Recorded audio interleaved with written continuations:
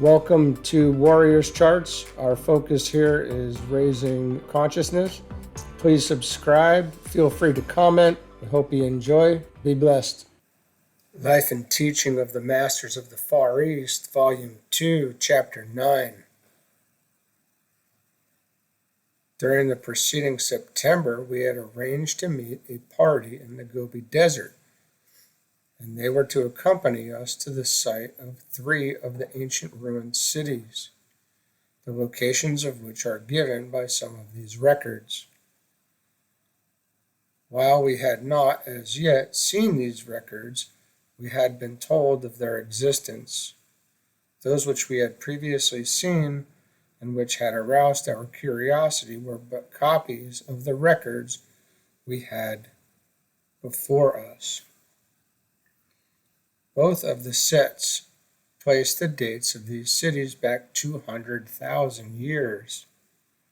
It is claimed that the inhabitants were in a high state of civilization, as they knew the arts and crafts and were able to work with the metals. That gold was a very common metal, so common that they used it in making drinking vessels and for shoeing their horses. It is claimed that these people had a good command over all the natural forces as well as their own God-given powers. In fact, the legends, if legends they are, as told therein, are quite similar to those of Greek mythology. If the maps are correct, this huge empire covered the greater portion of Asia and extended into Europe as far as the Mediterranean Sea, where France is now located, and the greatest elevation was about 600 feet above sea level. It is claimed that this was a great plain area, very productive and well populated, and a colony of the motherland. There is no question that, if the remains of these cities can be found and uncovered, some very valuable history will be disclosed, as the description the records gave of this country far outshone that of ancient Egypt for pomp and splendor during the dynasties of its 7 kings.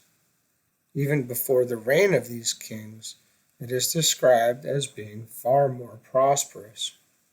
The people ruled themselves. There were no wars and no vassals or slaves. They unquestionably named their ruler directive principle, and they loved and obeyed that directive principle.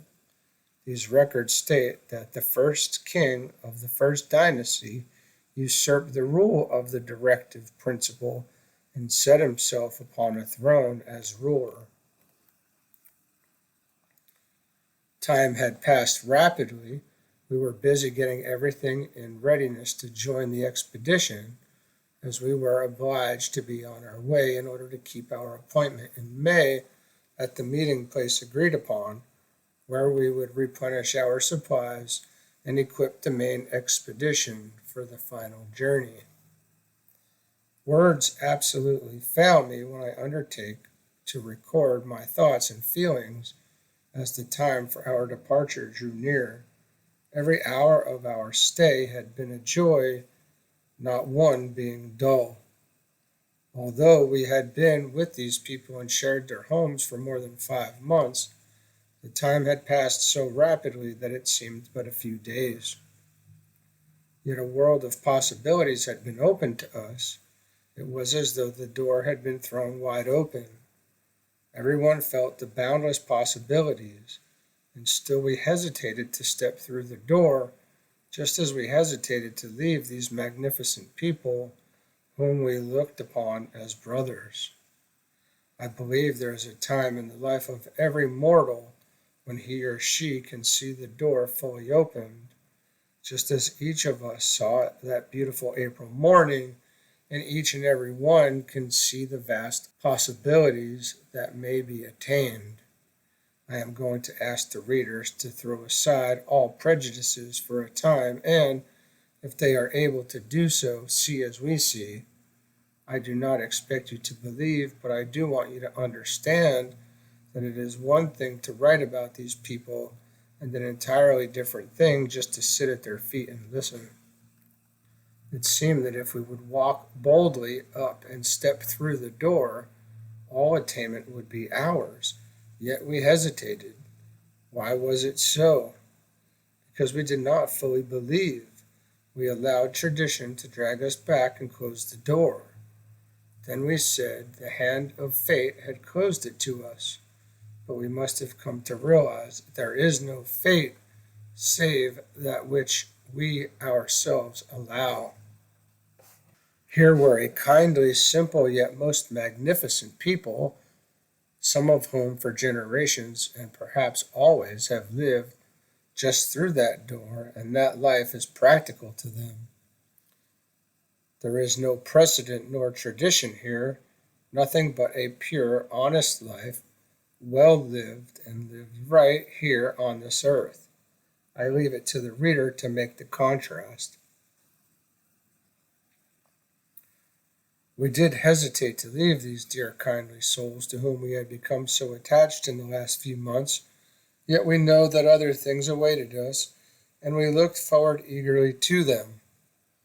We bade our friends goodbye that beautiful April morning, with cordial handshakes and salutations, amid hearty invitations to come again.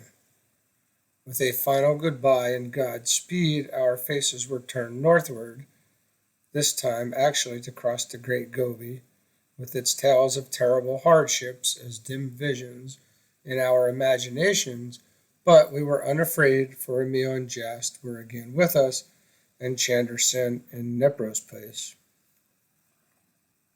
To us, who had visited many lands as the company swung along the trail, it was but a part of the day's work.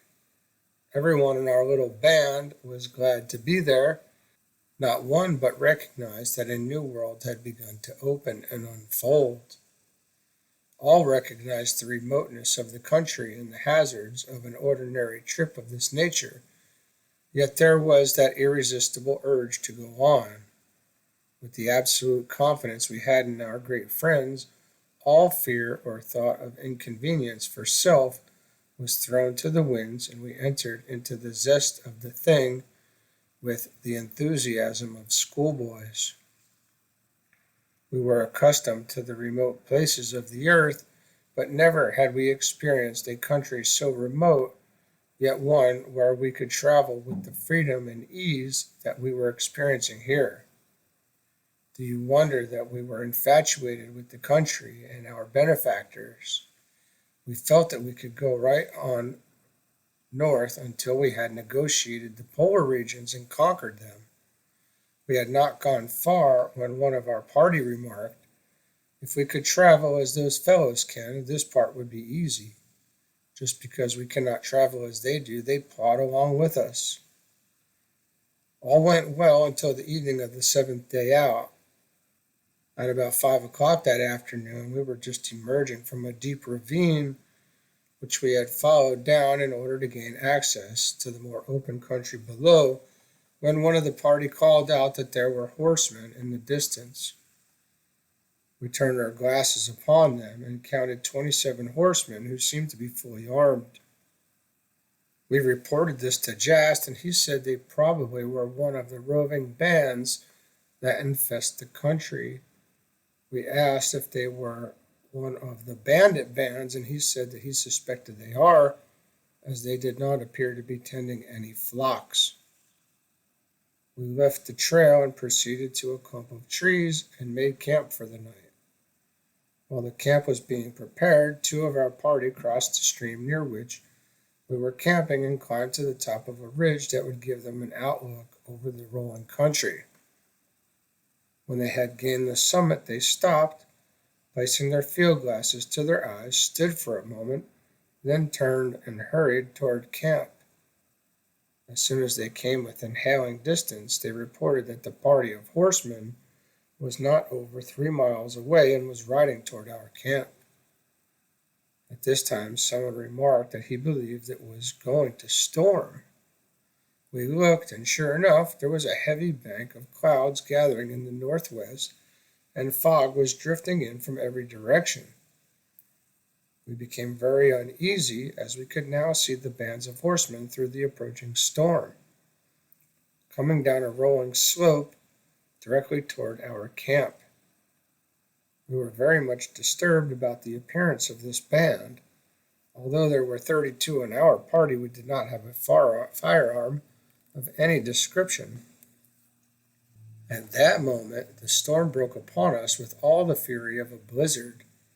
For a few moments, the wind lashed and roared and drove the fine particles of snow around us with the fury of a 70-mile gale, and it looked as if we would be obliged to move our camp to escape the falling limbs that were being broken from the trees by the storm.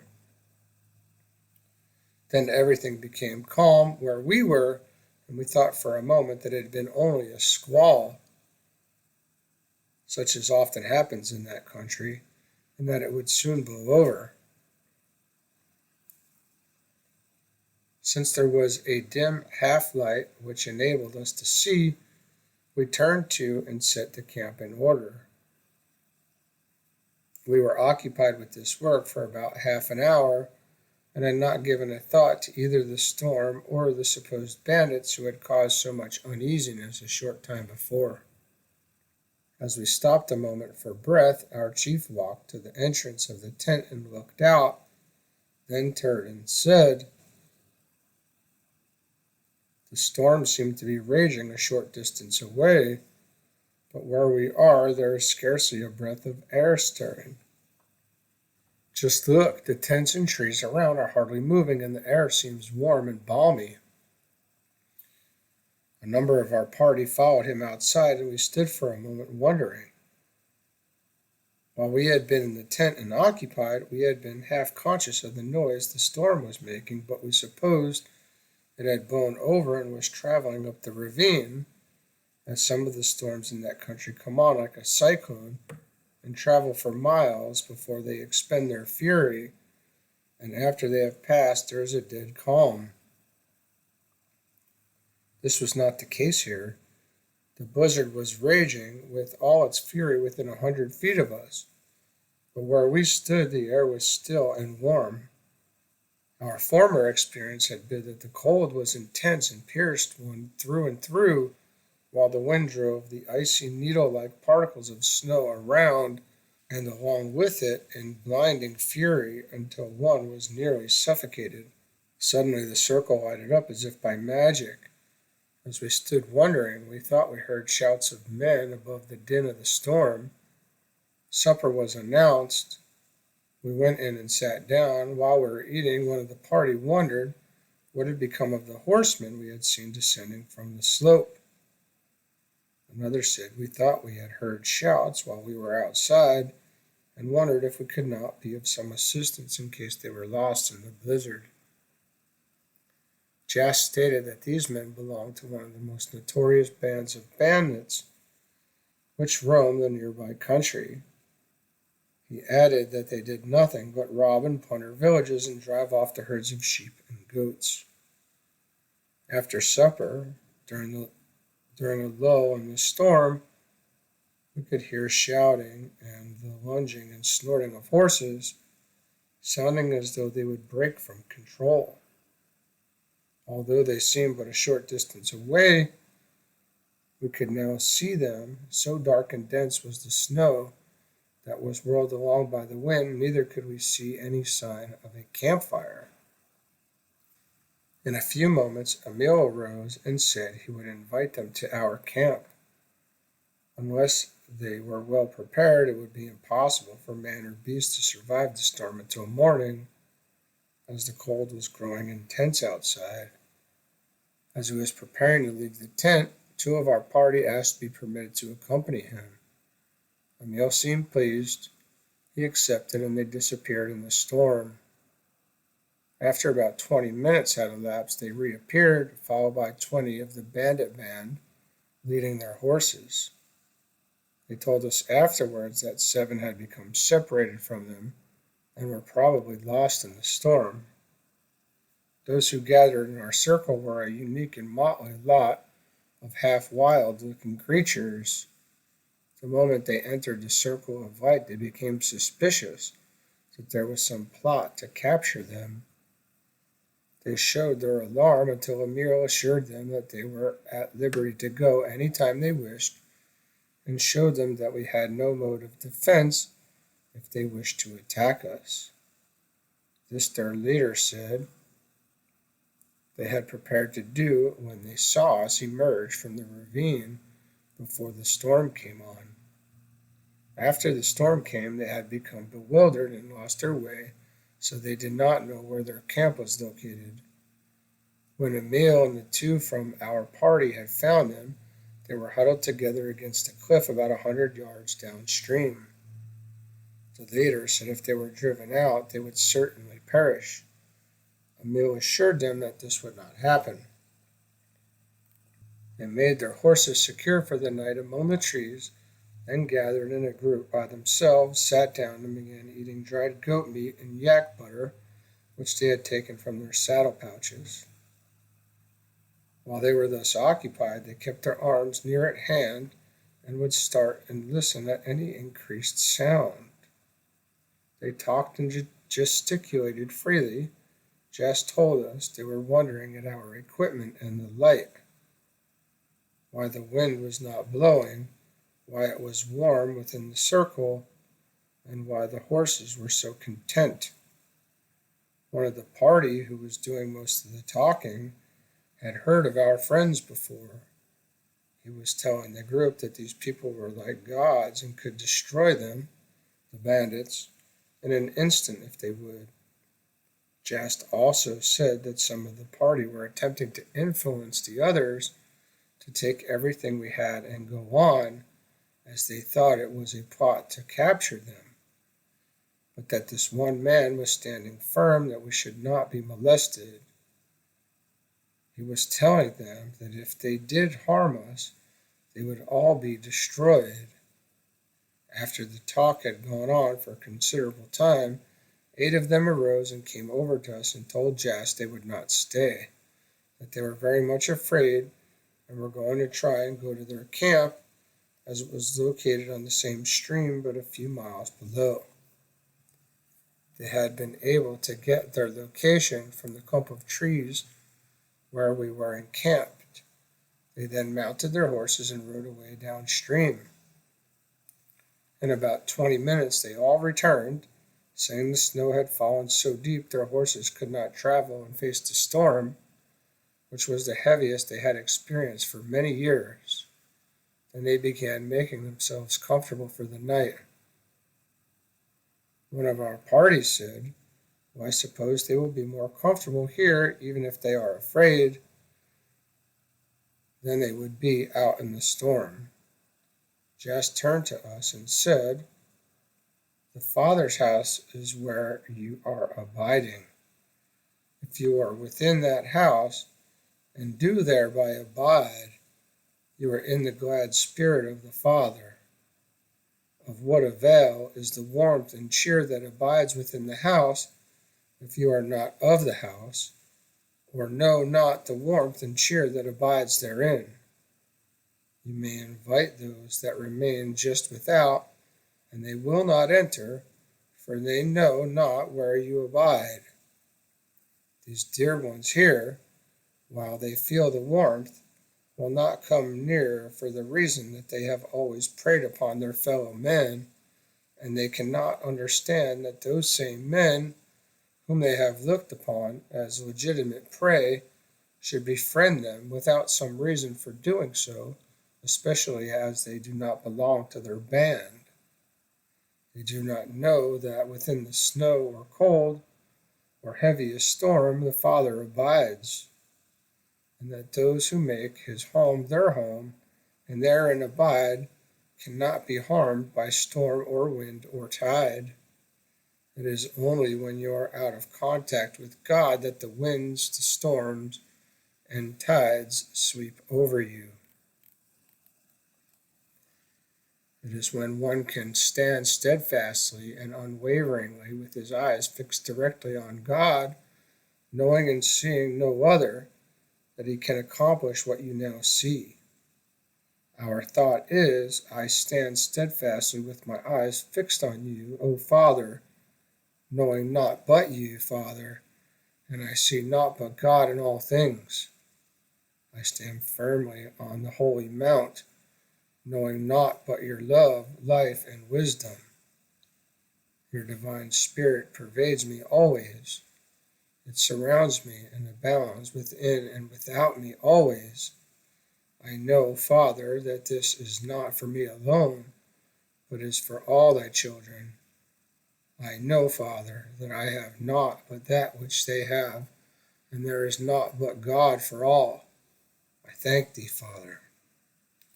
The real peace may be found even in the heart of the storm, but deep in the heart of the man who has found himself is the true calm. On the contrary, man may be in the remote wilderness alone with the twilight and the vast silence of nature, and yet be torn by the winds of passion or shaken by the thunders of fear. Nature, carelessly observed, seems to have given brute strength, greed, and capacity for shedding weaker animals' blood an incomparable advantage, but notice the following simple facts that few have thought about. There are more lambs in the world than lions. That is not an accident. Nature is not a blind, blundering thing. Nature is God at work, and God neither wastes material nor does he blunder in his building. Does it not strike you as a strange thing that in the melting pot of nature's primal forces the lion had not eaten up the lamb before man appeared on the scene? The lamb has literally whipped the lion in the struggle for existence. Nor is it man siding with the lamb against the lion that explains the result. In all probability, man began his career of slaughter by killing the docile first. It is certain that he kills more lambs than lions. It is not man but nature that pronounces condemnation of lions' kin. Reflect a moment and you will see that nature cannot give distinctive strength in opposite directions to the same animal. The lion is a great fighter but a slow breeder. All the strength of his fine body goes to fighting for him. Having young is detrimental and becomes the incident of life. The lamb, on the other hand, is not a fighter and therefore is weak. The lamb spends no energy in fighting and accordingly is a better breeder. Nature acknowledges that in creating the lion she made a mistake. She is correcting that mistake. The lion and all other animals whose instinct is to kill are disappearing. There are no exceptions to the sentence of extinction pronounced by nature's immutable law against all beings of the preying kind. Nature rules according to an eternal equity, and by the very law of the universe, the fighter fights a losing battle, always has and always will, whether he be the animal or the animal man, in the forest or in the city, now and forever. The lion loses. He loses when he wins. He dies when he kills. He is, by the very nature of things, eating his own kind when he rends the warm flesh of the lamb he tore from the flock. When the first lion struck his prey with his mighty paw and growled through his bloody chops the delight he felt, he was singing not the death of the helpless that he was eating, but the funeral hymn of his own kind. Savagery is a poor rallying point. Lions do not herd, bears do not go in flocks. Savages among men form small groups and fight each other. Wildness turns on its own kind among beasts or men and is a source of weakness. In the analogy of things, wild beasts must go. No great soldier ever really conquered anything. His victories are all illusions.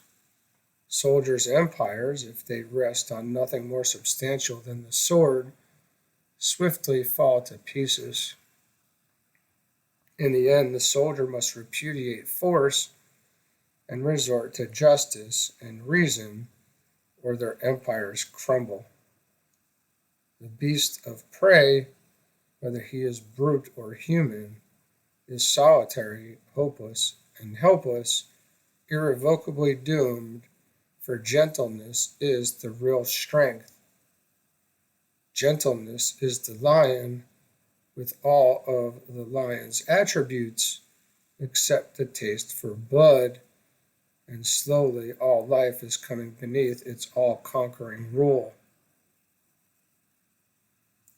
Man is made or unmade by himself. In the armory of thought, he forges the weapons by which he destroys himself. He also fashions the tools with which he builds for himself heavenly mansions of joy, strength, and peace. By the right choice and true application of thought, man ascends to the divine perfection. By the abuse and wrong application of thought, he descends below the level of the beast. Between these two extremes are all the grades of character, and man is their maker and master. These bandits are the remnants of a once great and prosperous people. Their forefathers inhabited this country when it was a beautiful, thriving industrial empire. They knew the sciences and arts. They also knew their own origin and power, and they worshipped that origin and power only. Then a great cataclysm swept over the land, devastating it and leaving only a few scattered people on the higher ground. These developed into communities and became the larger races of Europe. The region where we are and that of the Gobi were cut off and raised bodily until nothing grew. The people were so nearly destroyed that there were only a few isolated communities, and at times only one or two families lived. These gathered in bands and are the ancestors of the present people. They cannot prosper, as they are continually at war with each other. While their history and origin have been forgotten, their religion and legends can be traced to the one source. Wherever you find them, you will find some of the fundamentals alike, although their forms differ widely. When we were leaving, two of the men asked if they could join our party. As we were expecting to recruit a number of helpers in the next large village, about 70 miles further on, we gladly accepted them, and they were with us until we returned that fall. End of chapter.